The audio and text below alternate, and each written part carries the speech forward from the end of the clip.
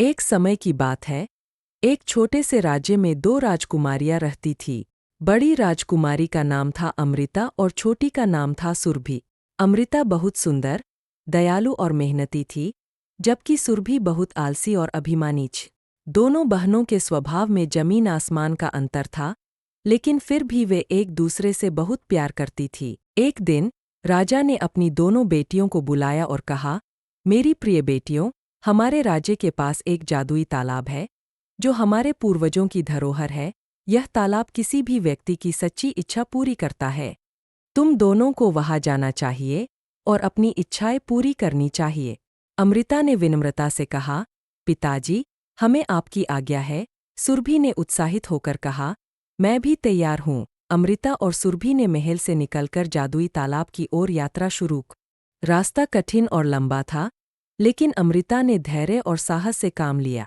सुरभि ने शिकायत करते हुए कहा, यह रास्ता बहुत लंबा है, मैं थक गई हूँ। अमृता ने मुस्कुराते हुए कहा, थोड़ा और धैर्य रखो बेहे, हमें जल्द ही पहुँच जाएंगे। अंततः वे जादुई तालाब पर पहुँचे।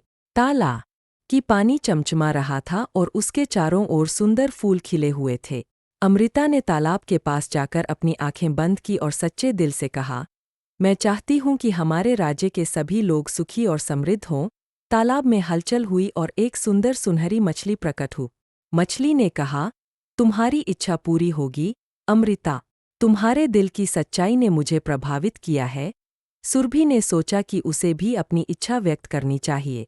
उसने तालाब के पास जाकर कहा, मैं सबसे सुंदर और धनी बनना चाहती हूँ। तालाब में फिर से हलचल हुई और मछली ने कहा, तुम्हारी इच्छा भी पूरी होगी सुरभि, लेकिन याद रखना, सच्ची सुंदरता और समृद्धि दिल में होती है। सुरभि ने ध्यान नहीं दिया और खुश होकर घर लौटा। जब वे महल लौटे तो उन्होंने देखा कि राज्य में हर कोई खुश और समृद्ध था। लोग अमृता की प्रशंसा कर रहे थे और उसके दयालुता की कहानियां सुना रहे थे। दूसरी ओर सुरभि को एहसास हुआ कि उसकी सुंदरता और धन ने उसे खुश नहीं किया।